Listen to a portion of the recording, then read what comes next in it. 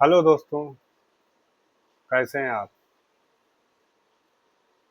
मेरे YouTube channel CDP की पाठशाला में आपका स्वागत है। आज मैं आपके लिए सीटेट ईवीएस पर्यावरण से संबंधित कुछ टॉपिक हैं, उन पर मैं आज डिस्कस करूंगा, जो आपके लिए जो आने वाली परीक्षा है सितंबर में, उसके लिए बहुत ही उपयोगी होगी। इसमें क्लास 3, 4, 5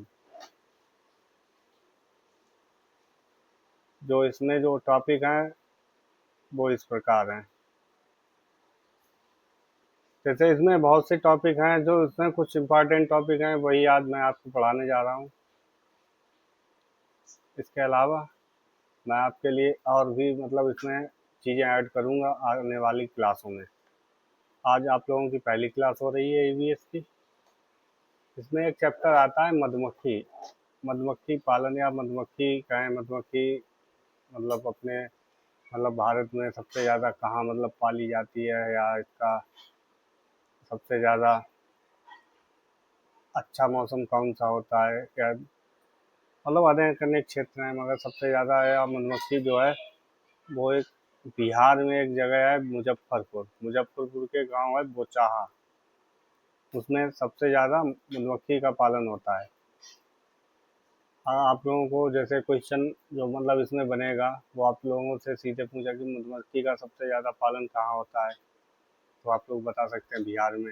या कभी कभी ये क्वेश्चन आता है कि बिहार में किस जगह से, तो आप लोगों को बताना होगा बिहार में एक जगह है मुजफ्फरपुर का एक गांव है बोचाहा, उसमें सबसे ज़्यादा मधुमक्खी का पालन होता है।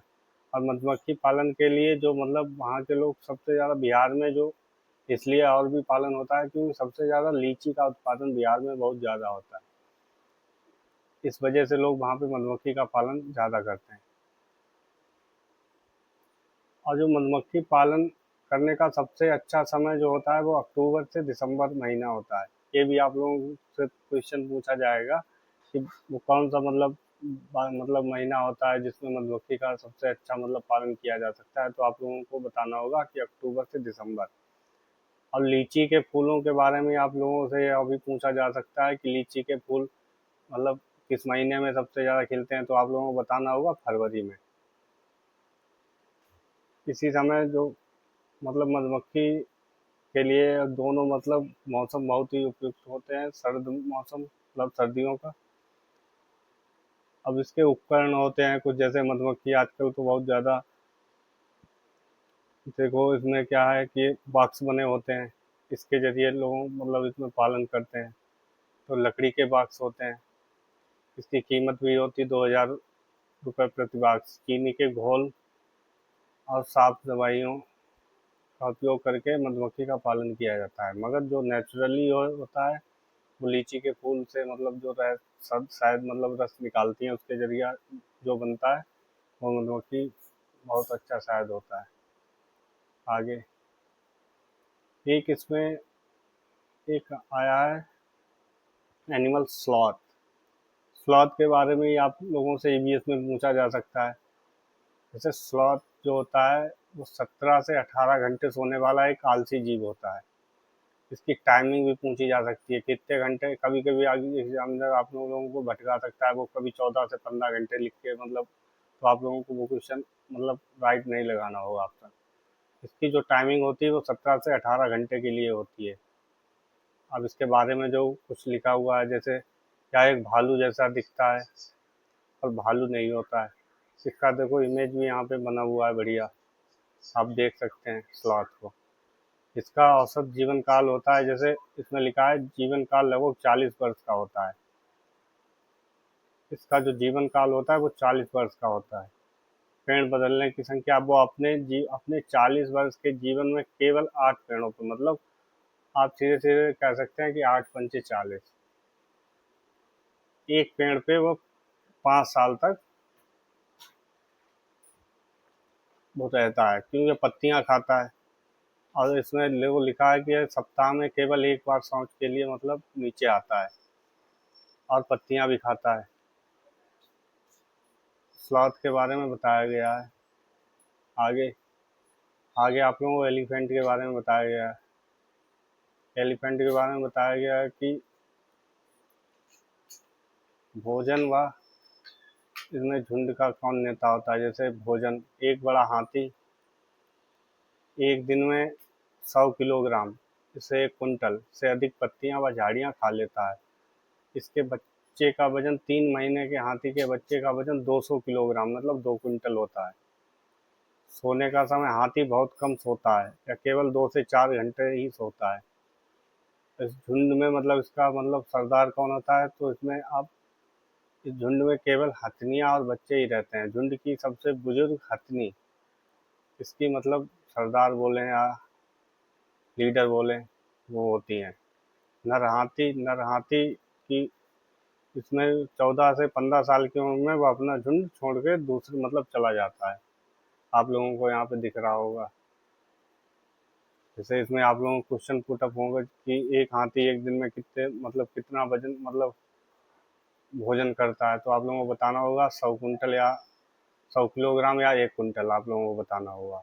और हाथी के सोने का टाइम भी आप लोगों से पूछा जाएगा। कभी कभी एग्जामिनर क्या करता है कि वो 4 से 5 घंटे लिख देगा, मगर आप लोगों को सही से क्वेश्चन मतलब पढ़ने होंगे। जैसे आप लोगों को बताना होगा कि जैसे 2 से 4 ही घंटे सोता है। इसमें आप लोगों से पूछा जाएगा कि इसमें मतलब झुंड का मतलब ने सरदार कौन होता है, तो आप लोगों को बताना होगा कि इसमें बुजुर्ग हथनी इसकी झुंड की सरदार होती है। और नर हाथी मतलब कितने साल तक अपना झुंड छोड़ देता है, तो आप लोगों को बताना होगा 14 से 15 साल। ये आप लोगों को जितने मतलब पॉइंट जो इम्पोर्टेंट पॉइंट दिए हैं, मतलब आप लोगों को ये सब पढ़ के जाना ही होगा। अब आया आश्रय के बारे में बताया कि लद्दाख और कश्मीर के घर के बारे में बताएगा। इसमें मैं आप लोगों को एक और क्लास लूँगा डीप से। उसमें सारे मतलब जितने अपने क्षेत्र से रिलेटेड मतलब इंडिया में जितने जहाँ से घर होंगे उनके बारे में भी क्लास लूँगा। मगर इसमें कुछ पॉइंट ही ऐड किया है। मैं एक क्लास आप लोगों के लिए पहुँचाना चाहता था कि देखना चाहता था कि आप लोगों को कैसी लगी क्लास। अगर आप लोगों को अच्छी लगे तो आप लोग बताएं, तो मैं इसका एक दो और टॉपिक इससे लूँगा जो आप लोगों के लिए आने वाली परीक्षा में बहुत ही ज़्यादा उपयोगी होंगे। जैसे इसमें क्या है, लेह लद्दाख के घर के बारे में बताया गया कि आप पत्थर और लकड़ी के बने 2 मंजिला घर होते हैं, या निचली मंजिल में खिड़की नहीं होती, निचले मंजिल जे 2 मंजिल घर बने होते हैं। जैसे अपने आप ऊपर ये लोग रहते हैं, नीचे क्या करते हैं कि जानवरों मतलब जो वहाँ के मतलब जो जानवर होते हैं उसे वो नीचे के रखते हैं। एक यहाँ पे बताया चगपा और रेम्बो। चगपा जनजाति के शंख के आकार के टेंट रेम्बो कहते हैं, या याक के बालों से निर्मित होता है, या जानवरों की जगह को लेखा कहते हैं। मतलब ये जो जहाँ पे चंगपा एक जनजाति है उसके बारे में बताया गया है। होती है सब लेह लद्दाख में ही होती है। जैसे इनके टेंट के बारे में आप लोगों से पूछा जाएगा कि इनके टेंट को क्या कहते हैं, तो आप रेम्बो बता सकते हैं। और जहाँ पे जानवरों को रखते हैं, एक छोटी सी जगह होगी, मैं आप लोगों को इसका इमेज भी दिखाऊंगा। जैसे कुछ जगह ऐसी इन्होंने मतलब इनके घर के पास होती है कि वहाँ पे सब अपने मतलब जानवरों को रखते हैं, भेड़ बकरी। ज़्यादातर पहाड़ी एरिया में यही सब पालन होता है। और यहाँ पे लेह लद्दाख के बारे में एक और बताया गया है कि यहाँ लेह रेम्बो व हाउस बोट। जैसे कश्मीर के घर कैसे होते हैं, हाउस बोट 80 फीट की लंबी होती है, या लकड़ी और नक्काशी व खतमंद नाव के बारे में बताया गया कि नाव वाला घर उसे क्या बोलते हैं, उसे बोलते हैं डोंगा। तथा बाहर खिड़की निकली खिड़की डब कहलाती है। आगे अब जैसे आप लोगों को यातायात के साधन के बारे में मतलब असम के बारे में बताया गया, नदियों और रास्तों का। असम का क्या है, अत्यधिक बारिश के कारण बच्चे बांस और रस्सी के बने पुल से स्कूल जाते हैं। क्योंकि यहाँ पे बारिश बहुत ज़्यादा होती है, तो रस्सी वहाँ पे बांस का एक टेम्परेरी जो लोग पुल बनाते हैं उसके द्वारा मतलब बच्चे या बड़े मतलब स्कूल पार करते हैं। इसकी इमेज आप लोगों को मैं दिखाऊंगा, इसमें ऐड नहीं हो पाई है। और लद्दाख में क्या है, नदी पार करने के लिए लोहे की रस्सी से बंधी ट्रॉली का उपयोग करते हैं। केरल में लकड़ी की छोटी नाव को बल्लभ कहते हैं, अब बड़ी नौका को फेरी कहते हैं। आप लोगों को इमेज दिख रही है, केरल की है। इमेज। गुजरात व राजस्थान। गुजरात में जुगाड़ तथा राजस्थान में ऊंट गाड़ी का उपयोग करते हैं। जुगाड़ क्या होता है? ऐसे ही एक टेम्परेरी होता है, एक साधन जो यातायात के लिए उपयोगी होता है। अब बताया गया है कि समूह में रहने वाले अन्य कीट, जैसे चींटियां। रानी चींटी अंडे देती है। सिपाही चींटी बिल का ध्यान रखती है तथा मजदूर चींटियां भोजन को ढूंढ के लाती हैं। तो आप लोगों से पूछा जाएगा कि मतलब ज़्यादातर ये सब समूह में रहती हैं। दीमक भी समूह में रहती है। दीमक भी चींटियों की तरह कॉलोनी और समूह में रहती है। लकड़ी तथा मिट्टी के कार्य का विभाजन करती है। ततैया बरैया के बारे में बताया गया है कि ततैया भी समूह में छत्ता बनाकर रहते हैं तथा आसपास संगठित होकर पूरा कार्य करते हैं। इसके बारे में ज़्यादातर आप लोगों को जानकारी अगले पार्ट में मैं दूंगा। चींटी अलग अलग इसका टॉपिक ही पूरा बनवा दूंगा। और आप लोगों के लिए ये बहुत इंपॉर्टेंट है, रेल टिकट। आरक्षित रेल टिकट के मुख्य तत्व। इसमें आप लोगों से जैसे पूछा जाएगा, जैसे ट्रेन नंबर एवं नाम। टिकट पर गाड़ी संख्या मतलब ट्रेन नंबर स्पष्ट रूप से दर्ज होता है। यात्री की आप लोगों से जैसे पूछा जाएगा कि ट्रेन जो टिकट होता है उस पर क्या क्या चीज़ें मतलब आप लोगों को दर्शाई जाती हैं, दिखाई जाती हैं। तो आप लोगों को जैसे बताना होगा कि यात्रा की तारीख व समय, जैसे सफ़र शुरू होने की तिथि व बोर्डिंग समय लिखा होता है। बर्थ या डिब्बे का नाम, जैसे कोच का नाम, और सीट नंबर, ये सब अंकित होते हैं मतलब लिखे होते हैं। किराया, दूरी, इसके बारे में मतलब जहाँ से ट्रेन चली या जहाँ पे आप लोगों की यात्रा मतलब पूर्ण होगी वहाँ सारा कुछ समय दिया होता है। जैसे यात्री का नाम। एनसीईआरटी के अनुसार आरक्षित टिकट पर यात्री का नाम दर्ज नहीं होता। आप लोगों से यही क्वेश्चन घुमा फिरा के पूछ लिया जाएगा कि जैसे आप लोगों से पूछा जाएगा कि ट्रेन टिकट पर यात्री का क्या नाम दर्ज होता है, ये सारे ऑप्शन दिए होंगे। तो आप लोगों को इसमें सही ऑप्शन लगाना होगा। मगर यहाँ पे क्या, यात्री का नाम नहीं, जो टिकट होता है उस पर नहीं दिया होता है रेगुलर टिकट। आप लोगों को जितने सब जो पॉइंट दिख रहे हैं वो बहुत ही इम्पोर्टेंट है। अब जैसे इसमें क्या है, मधुमक्खी पालन का टाइम दिख रहा है आप लोगों को, जैसे अक्टूबर से दिसंबर। और मधुमक्खियों के अंडा देने के लिए सबसे उपयुक्त समय होता है। लीची के फूल फरवरी माह में खिलते हैं। बिहार। सलाद के बारे में मैंने आपको लोगों को बताया कि 17 से 18 घंटे नींद लेता है और 40 वर्ष तक जीवित रहता है।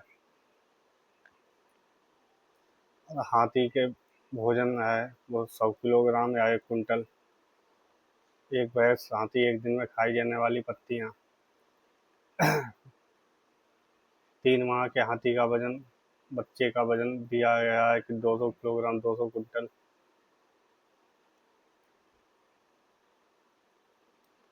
अगर आप लोगों को मेरी ये क्लास अच्छी लगी हो तो लाइक करें, सब्सक्राइब करें, क्योंकि मैं आज आगे जो आने वाली क्लासों में आपके लिए और भी कुछ ईवीएस में पेडागोजी से रिलेटेड वो भी मैं आप लोगों के लिए टॉपिक लाने वाला हूँ।